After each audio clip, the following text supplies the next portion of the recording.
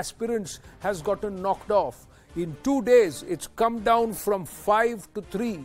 So it's not about whether Rishi Sunak is in the fray.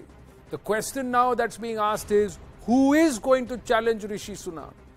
And if you see the progression of the numbers and the votes, Rishi Sunak's challenge or Rishi Sunak's rise remains steady, but there are others who are quickly playing catch up. So let's quickly look at the numbers. The race to 10 Downing Street, the 4th round, that's today. It happened just earlier this evening. And look at the numbers. You have Rishi Sunak consolidating his lead from yesterday. That was about 115. He has moved he's got 3 more votes and it's gone up to 118. But it's Penny Mordaunt who's now climbed up. She's climbed up from the 80s into the 90s. The biggest jump has happened for Liz Truss.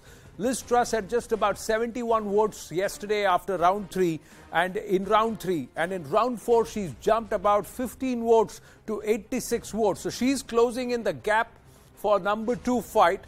And these two will breathe down hard here. So it will boil down to 2. And we'll talk about that in just a bit. But Kemi Badenoch, she's out. The Conservative MP, she's out with 59 votes. She bows out. So that's the story right now after 4 rounds. Now let's try and look at Overrath. Even as he gets more popular, there are those who are trying to counter his rise. So the offensives have come in by heavyweights, Sajid Javid, Sir Ian, Duncan and also Lord Agnew. All 3 of them have mounted campaigns. He's been attacked over his economic policy as Chancellor. Boris Johnson reportedly has supported and endorsed his support for Liz Truss. Daily Mail has become very, very aggressive in its counter-campaign. Even the Sunday Telegraph has branded Rishi Sunak as a schoolboy, a liar and untrustworthy all around Partygate. It's down to 3. It's down to 3. Sunak still with his nose ahead is the question that we are asking. Is there a twist in this story? Or are we all set for history in the making in the race for 10 Downing Street, ladies and gentlemen?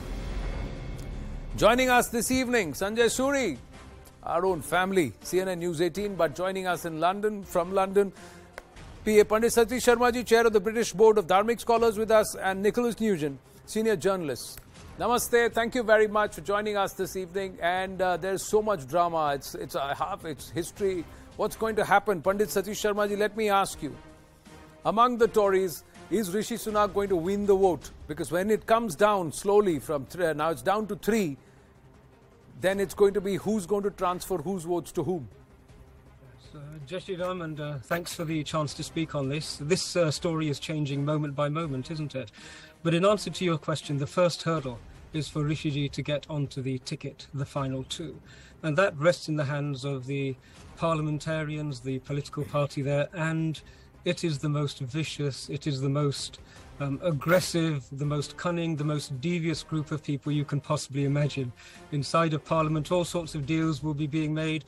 There'll be people thinking, well, if we support Rishi, will we get a job? If we don't support Rishi, will I lose the chance of being a minister? So the personal dimension is going to have an influence. In addition to that, there are the old voting blocks. Within Parliament, the Tories have, it's sad to say, but the Tories still have a relatively racist core. There are still people there who find it very difficult to stomach the idea of a coolie as the Prime Minister of this country. And I think that's something Rishi ji is going to have to be very wary of. It's easy sometimes to get into a position, but if you're not in charge of the framework, then the framework can consume you. And so it's not all wonderful and the sun is shining and it will forever shine. There are many, many issues. The real choice, though, is going to be made when the parliamentarians have had their say, when the final ticket is established, who's on that ticket. And I will stick my sort of head above the parapet. A few weeks ago, when I thought about who would we see on this final ticket, in my mind it was Rishi Sunak ji and Liz Truss. In a time when there is a great deal of uncertainty, and we have never seen such uncertainty in the United Kingdom, not for many, many decades, you need a safe pair of hands.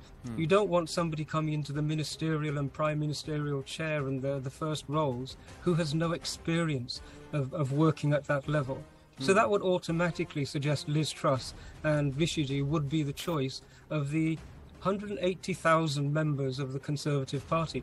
But there is a really important development which I think it would be good not to overlook. For the first time, we now have the chance of a candidate, and in fact a Prime Minister, who will definitely not be pale, male and stale, as they say.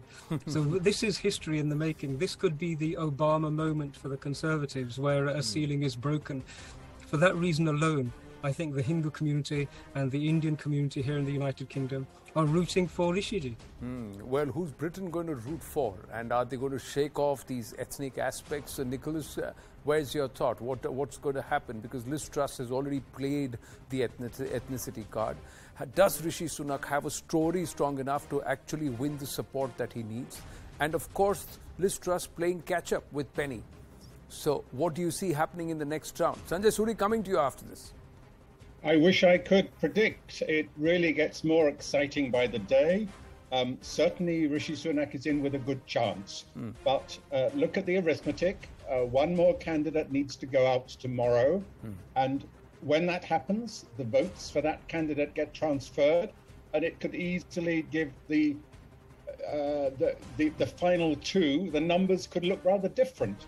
And as your previous speaker said, then it goes to the country at large. For them to judge, not the country at large, but the Conservative membership at large, so members up and down the country, and they have the final say. Now, until now, members of Parliament have been voting, and if I may be a little bit cynical about their motives, they have been voting for who is most likely to get the Conservatives back in at the next election. In other words, they don't want to lose their seats, and that's a lot of what it's about. Once it goes to the country, yes, electing the Conservatives back into power in 2 years' time or so, that's an important part of it. But I think the ordinary members will judge according to different things. As your previous speaker said, it could raise the race card, but I rather doubt it myself. I think the fact that Rishi Sunak is in Parliament already, representing a fairly rural constituency, shows that he's already, if you like to use the term, accepted as a good British citizen, which is really the only thing that matters here. So I don't know. I really don't know. I'm pretty sure that Rishi will be one of the two candidates put to the party at large, and we're waiting to see which of the two ladies will be on the ballot for the next round. The next round, that'll take a month or more. So we'll have quite some time to wait before we know whether Britain has its first Indian origin Prime Minister, if you want to put it like that. Yeah, but well, he is a British citizen, but the point is that the aspect of ethnicity does come in. It shouldn't come in, like you said. But let's turn this question around and ask Sanjay, my friend. Sanjay, who's the Labour rooting for? Who are the Labour Party members rooting for? So then you know who they are their prospects against 2 years down the line. Well, certainly Labour would fear Rishi Sunak more than others. The question now, of course, is what the Tories do, the MPs in the first instance and the Tory membership in the follow-up to this round of the voting. Before we quite get to the race card, I think we are up here against the Boris Johnson card. Boris Johnson has clearly taken a view that he wants to oppose Rishi Sunak, that it should be anyone but Sunak. Clearly, there is a hidden Boris campaign. Of course, we could very readily believe that anyone Boris Johnson supports would have received the kiss of death. But clearly, some of the campaigning that we are seeing in the media and some in the social media as well, a bit of a racist overtone, to put it mildly, if not in so many words, but effectively to counter Rishi and prop up Liz Truss primarily. This is going to be one hell of a night for campaigning and whispering campaigning. Clearly, there's going to be a very strong move now to stop Rishi. Very, very unlikely that he can be stopped from being in the final, though theoretically that is possible. True.